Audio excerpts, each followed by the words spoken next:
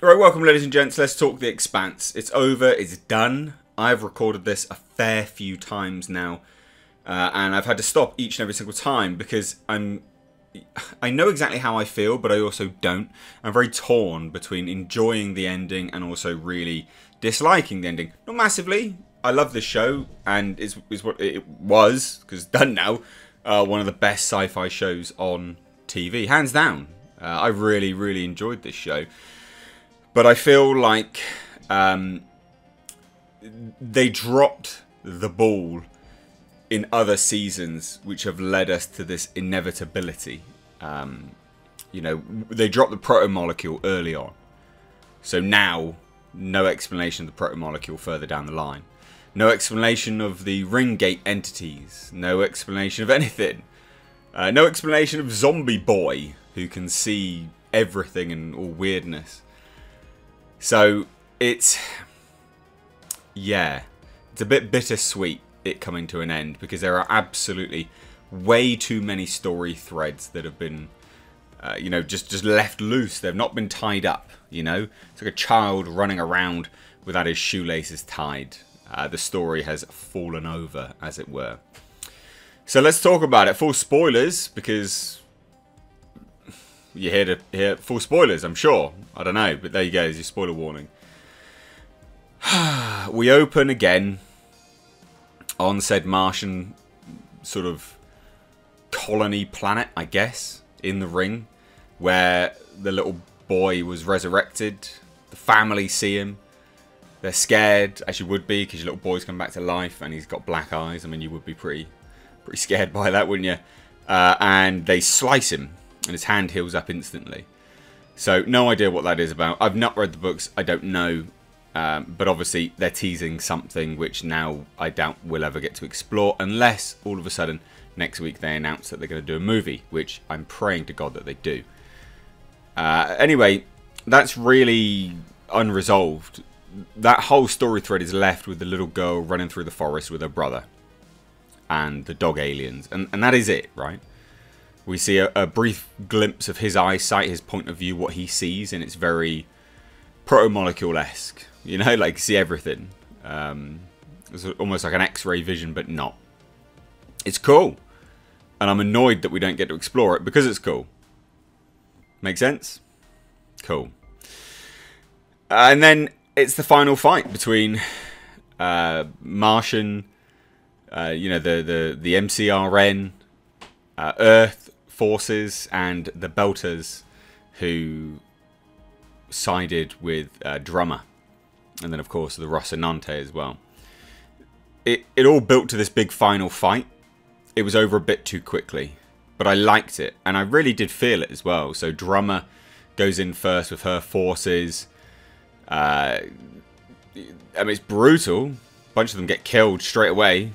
And I couldn't help but think, I understand why they did it, because they've ended in a certain way with Drummer becoming the leader of the ring gates and all this kind of stuff, right? This sort of president of the ring gates, this trade group. I don't know what you want to call it. But I would have liked it, or I would have liked it. I would have thought it was compelling if they had killed Drummer in that battle, because they do have a really good habit of just killing people straight away, as it would be, you know. Like, I get the drama and the build-up and people die and things like that, and you need to have satisfying conclusions for emotional investment that you've had in the characters, but they got rid of Alex super quick because obviously got Me Too'd.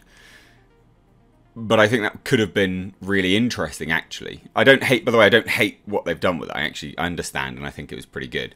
But anyway, the forces were crippled at that point, and then the Rocinante goes into the ring gate, lands on the sort of ring hub thing. I can't even remember what it was called, but the weird little ball in the center of the rings.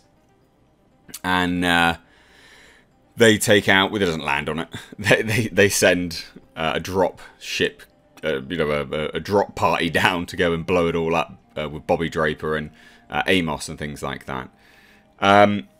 And I like that. I think that was really, yeah, you could feel the tension. It was very well shot. The CG was good.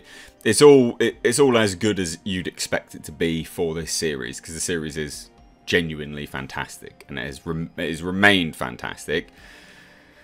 Even though they've, like I said, they've dropped the ball on certain bits, but that was great. Having all of that worked very, very well. They took it all out, and then they realise, Naomi realises, whose accent is changed again. I cannot stand Naomi Nagata's accent just changing every single bloody time. It really does annoy me. I get sincerely irritated by her accent changing all the time. But anyway, it's kind of neither here nor there. Anyway, she spotted that when they sent out all the drop party down, because they also sent them in containers and loads of other containers, that the ring almost reached critical mass, where the ring entities would come through and then, you know, take everyone basically. A few went missing. So they launch a plan for Marcos and Naros, because he's aiming there, he's heading there with the free navy, he's going there, he's going to win. And so they launch a plan that if they fire off a certain amount of torpedoes and whatever, it will reach that critical mass that is required to activate the ring gate entities, even at the risk of them coming through and killing everyone, right? Great plan, it works really, really well, and he's dead. He's dead like that, he's gone. So, and again, it's a bit hypocritical for me to say, well, it would have been good if Drummer had died like that, in some elements. And for me to say, oh, it's a bit of a shame that Marcos died like that. But it was still a bit of a shame that he died like that, because he's such a key figure. But I also appreciate the fact that they just got rid of him like that. I thought that was pretty good. I need to stop clicking. And then that's it, really. They just live happily ever after, basically. So, yeah. Proto-molecules left unexplained properly. The rings are left unexplained properly. The ring entities are left unexplained properly. The dogs are left unexplained properly. Philip Nagata escapes. Philip Nagata, because he changed his name to Philip Nagata, on the ship that he left. So he abandoned his father. So he did turn out kind of good in the end. I get it. He became a deserter, and obviously he's going to be an enemy to the people. But they'll want him for war crimes, basically. But I like that. I was waiting for him to do that. Good. I'm glad that he saw some sense in the end. But so many things just left completely unexplained. And very, you know, it's not a satisfying conclusion. But I understand, you know, they dropped the ball with the proto-molecule early in previous seasons, and they had to change it up because they knew that they weren't going to be able to complete it otherwise. So I understand that. But the weird shift from proto-molecule to what they were doing now, maybe that's in the books, I don't know. But in, you know, a TV format, it did seem quite jarring. And now, because it's done, and it was only 60 minutes, this episode. It was like 63 minutes, so an hour at most, minus the credits and the intro and stuff like that. Not that great, you know. That's not that good. It's not good. I was expecting an hour and a half or something like that. You gave us 10 minutes more than usual. I think Amazon's really dropped the ball letting this one go. And I really sincerely hope that they announce a movie or something. You know, an Amazon Prime movie. Because I think that would get so many views. I could be wrong. I don't know what the viewership is. But it's just a shame. They planted the seeds of more things to come, and I'm hoping as well that the writers know something that we don't, and that there is something in the works, or there's the potential for something to be in the works, and that's why they've laid the framework. But nothing's been announced. There's not even rumours of anything, and I feel like it's a massive shame.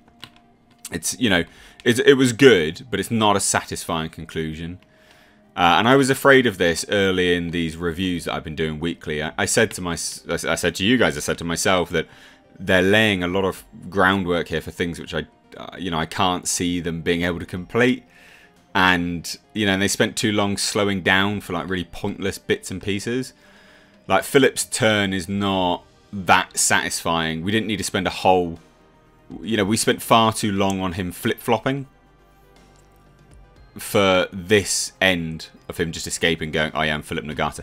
That's not a satisfying conclusion to the amount of flip-flops that we saw him do. Like, he was flip-flopping more than fish out of water. So I think that was a shame. But I think, you know, I'm biased towards this because I like it. but undoubtedly, you know, it's difficult not to tear at a new one as well. But I still do like it, but it is difficult. It just was not satisfying. I wouldn't say they've Game of Thrones it, like, not on that level at all. There are still elements which were satisfying. Some of the conclusion was still satisfying. But on a whole, yeah, it was a bit of a shame. And I will really miss this show. I really enjoyed this show a lot. So, a bit of a shame, but let me know what you guys think down below. If you are new here, do consider hitting subscribe. Support the channel further. We've got patrons, membership and stuff like that. It's all linked down below, but, you know, you don't have to. Cheers, guys. Take care.